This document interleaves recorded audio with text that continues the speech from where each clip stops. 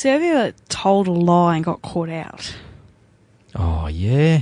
I know we all lie at Told times, a few porky pies in my time. Yeah. But getting caught out, yeah, there was a time I remember I felt sick when I got found out. You get that, you just feel sick in the stomach when you've been found out about something that you thought you got away with. So I hadn't long had my P's, so, I got my licence back when you didn't have to have your P plates for very long. Anyway, I was on my P plates, and I was in Mum and Dad's family car. And I'd been somewhere, and there was this dirt road, little short stretch of gravel road between where I'd been and getting home again. And I was fanging this car like I was pretending I was a rally driver on the gravel road in Mum and Dad's sedan. And I came around this corner a little bit too fast, and I looped it. So full 360, sideways, dust everywhere. I absolutely crapped my pants. And when the car came to rest, I was so close to this huge gum tree. It was not funny. And I thought, thank God it's on this back road and nobody saw me. So I didn't tell Dad anything. Like, the car was filthy. Anyway, it was like, I don't know, a week later perhaps. This is when I was 18 or something. And Dad just asked me these weird questions about, you had a bit of fun on gravel roads when you've been out driving lately? And I was only young, you don't put two and two together quickly enough. Anyway, he obviously knew, and turns out that some bastard that knew my family, had seen it happen, was a caretaker at the local bloody scout camp, saw the whole thing unfold, saw the car, it was a very recognisable car, saw me in it, and had told Dad the whole thing, how close it went to the tree. Oh, man, my stomach just sank. It was like, oh, the bastard knows. And so I thought I got away with it for days. So that's probably the one that sticks in my mind. Oh, that and, telling my wife that I loved her. No, that's not true. Welcome to the Tradies Business Show, helping you get off the tools and into true business ownership so you can spend more time doing the things that matter most. Now, here are your hosts, Warwick Bidwell and Michaela Clark. And welcome back to the Tradies Business Show. Wherever you are, wherever I hope you're your listening. wife isn't around listening. Oh, it's a good thing that she doesn't listen to the show. Do you think it's really weird that neither of our partners listen to the show? I think it's really good. Because we're bagging them out all the time. Maybe. I don't think that my wife would be surprised to hear me say that stuff. The only episode my husband listened to was our 100th one, which was our bloopers. Oh, yeah. And he said, you didn't put that to air, did you? I said, yeah, people would find it funny. Yeah. He didn't. So, lying, hey? Have you ever told a lie, listeners? I bet sure we you all have at times. There is the little white lies you tell your kids that, Dreamworld's closed when you're driving past it and there's a million cars out the front. I happen to tell that lie quite a lot. Yep. They Santa believe Claus me is still. real. The Easter Bunny's real. What do you mean? Oh. Well, I hope there's no kids listening. Of course they're real. It's what you believe. Yes, that's right. But lies can be, and we all know lies are bad, and, you tell one, you've got to tell 20 to cover your tracks, and if you don't lie, you don't have to remember the things that you say to people and all that sort of stuff. And I don't know, I think I'm pretty honest sort of a bloke, apart from, keeping secrets from my dad about his car for obvious reasons. But you did say to me yesterday that you'd lied, and you were all philosophical about it. Yes. So, I've had a bit of thinking time over the Christmas break. This is what happens when you stop working. And when you buy a motorcycle. So you pull a helmet on and there's no stimulus. It's just my brain can just create all this stuff. It's worse than normal. Scary prospect, really. But so what happened? Well, I was at the grocery store and I lied to the checkout chick. What, straight to her face. Well, that your card had money on it and it declined? What do you mean? There's got to be money in there. Yeah, we've all told that one, haven't we? Oh, no, a payment must have gone through. Oh, my bloody husband's been at the pub again. No, she asked me how I was. Oh. And I told her I was good. Oh, that was a lie? You weren't? No, I was shithouse, actually. Right. I'd been to a client's Christmas party the night before, and I hadn't had a lot to drink, but I don't drink normally. And I'd had a few drinks, and I'd eaten some non-paleo food. For those listeners that don't know, I'm one of those paleo nuts, quite strict actually. And so I had some fried food, and man, I felt like rubbish on the Sunday morning. And here I was standing. It was a beautiful day outside too, standing in the grocery store because I'd been sent off by the housemate to go and buy some groceries, and wishing I was out at the beach or out riding my motorbike or something. And I wasn't even really paying attention. And she said, "How are you?" And I said, "Oh, good, thanks." Totally didn't mean it. We all do that, though. Yeah, but that's the thing, is we tell all these lies all the time to people. Why didn't I say, "I feel like crap," actually? I didn't have to be all miserable about it, but at least actually be honest and say, "I'm really not feeling that great." And she might have said, "Oh, really? Yeah, I'm so bummed to be at work today, hey, because all my girlfriends are at the beach on this beautiful day, and I only took this shift because I'm scared of losing my job here because, I've had a bit of sick time." And we could have had a real exchange. Yep. Instead of some ridiculous pretend just bunch of lies. Because I said to her, "Good, thanks, how are you?" She said, "Yeah, I'm good." And I know she was lying, and she probably knows I was lying too. I mean, no one's good if they're working on a Sunday on a beautiful day, generally. At Woolworths, yeah, or Coles, just to keep it even. But we all do that, though. Whether it's our friends, our mates, our families, your kids say, "How was your day?" or whatever, how you feeling, all that. We always say good or, "Yeah, I'm great," because we've got to always be positive and happy. Which is a load of crap. I've done Tony Robbins stuff, and I've read lots of other authors, and there's some really good stuff out there, and a lot of it, well, I think all of it is valid. But I think part of the problem is that this whole positive thinking movement, we've all become a bit delusional about how to apply it in our lives. And I don't believe that we're meant to go around pretending that we're something or some way or somebody that we're not. Because that's really exhausting. It is. And our life is, we are sometimes happy, sometimes we're discontent, and sometimes we're sad. Yeah. And we could be sad for a really long time. Yeah. And there's no limit on grieving or other things like that. But naturally, we're going to have times in our lives when we're up, down, and in between. So why are we not acknowledging that and letting others know how we are and being more open and honest? Because if people are going to judge you by what you're going to say, well, do you need those people in your life? That's right.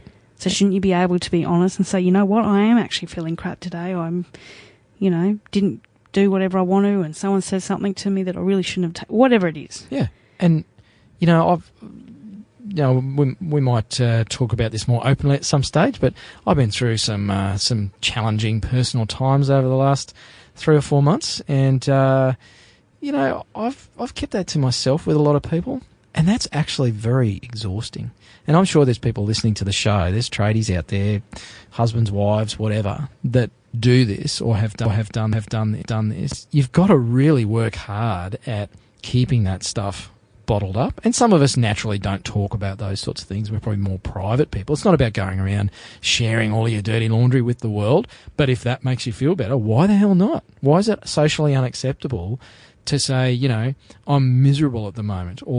And here's one which I haven't even spoken to you about, Michaela, but I was just emailing with a client a couple of hours before we jumped in the studio here because he hasn't paid his monthly bill.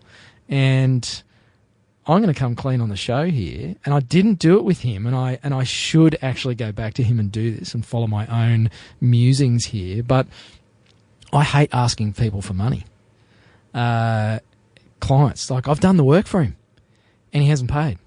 And I felt bad reminding him about paying the invoice. Oh, I'm sure a lot of our listeners struggle with that issue. That's and they right. Shouldn't. Exactly. And what I could have said is, dude, I feel really bad asking for the money, but, I've done the work. Could you pay the bill, please? Because I could really use it this week. But I didn't say that. Instead, I just made some fluffy crap up about, being his advisor and, practice what you preach and all that rubbish, which I reckon he probably saw through it. But even if he didn't, it creates... I think this is important because it then starts to infiltrate other areas of our life, other relationships that we have with our customers, with our staff. And we do this constructed version of communication that you have to think so hard about what to say and how to say it and when and whether or not and think about how the other person's going to react or respond. It's like, just say what you feel. Yeah, and this is something that I've struggled with for a long time and slowly letting go of. And I've mentioned on the show before, it's about worrying so much about what other people say, think or do with what I have to say, think or do. Mm-hmm. You know, like, why am I wasting all this energy on how the other person's going to react? It's just so or what sapping. They're going to think. Yep. It is exhausting. Yep. You know, and I know there's times, you know, you've said to me, I actually told this person about some stuff that's going on, and you were surprised to hear that they're going through the same thing and hadn't found anyone else to talk about it with. That's right. So sometimes when you do open yourself up and share your experience or really how you're feeling, it can come back to you tenfold in other ways and really help you and create new friendships and bonds and actually, you know, help you deal with that situation. Because you think if you go back to that checkout chick example that I cite, we had zero relationship in that exchange. How are you? Good, thanks. How are you going? Yeah, good. There was nothing going on between us as human beings, right? And and a prime example is I went through a checkout chick. We're not picking on them, but they're good examples. And she asked me how my day was, and I said, well, what was I doing today? And I said, oh, no, I'm going to a birthday party or whatever. Like she gives a shit. Yeah. Bought my stuff, went out, realised I forgot something, went back into the supermarket, grabbed one thing back up and actually went through her checkout again. She asked me the same question. I said the same answer. Like, it wouldn't have been less than a minute. And she said the same answer back again. Robots.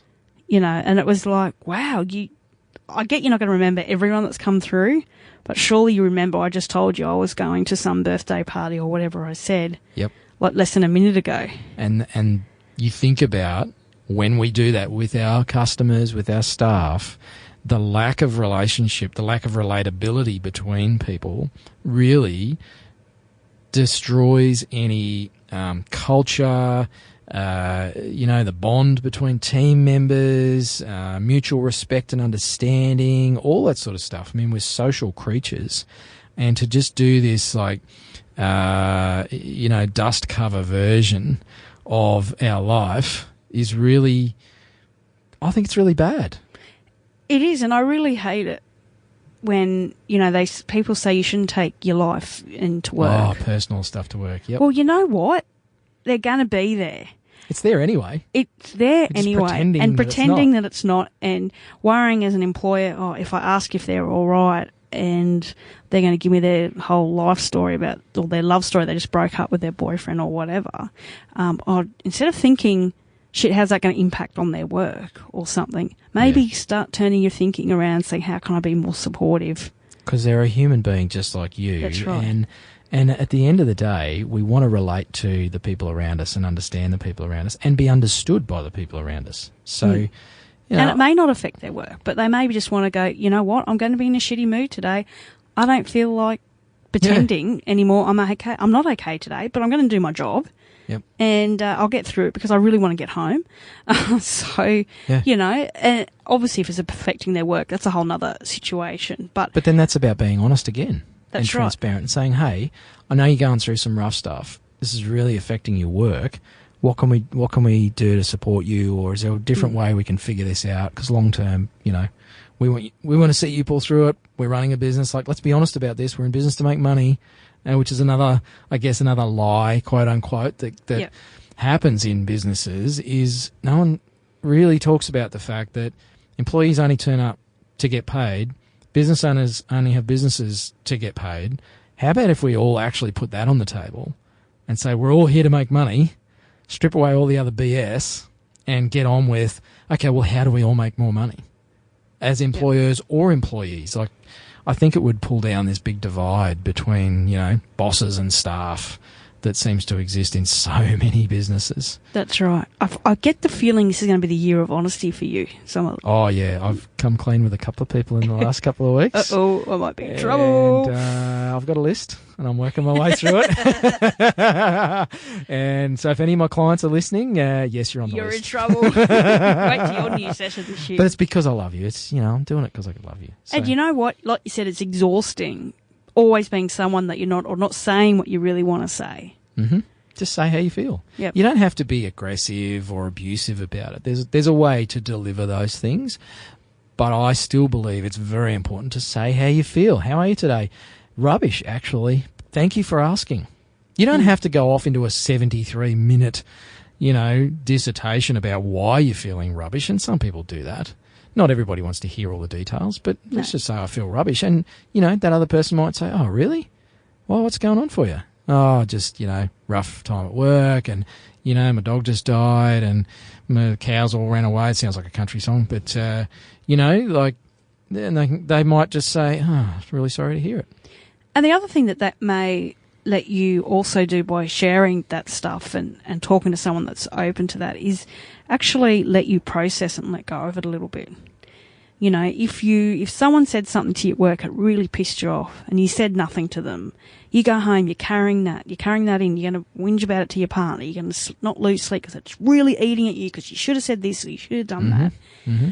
When we verbalise stuff, we also are releasing it and letting it go. Absolutely. So we're not wasting energy on it later when the situation's passed. That's right. It's the same sort of thing as I recommend to anybody in business, is you make an action list at the end of every day for the next day, because it's kind of that same thing of downloading what's in your head. So you don't carry it home with you. You don't lie awake in bed at 3 o'clock in the morning remembering and then forgetting all the things that you had to remember.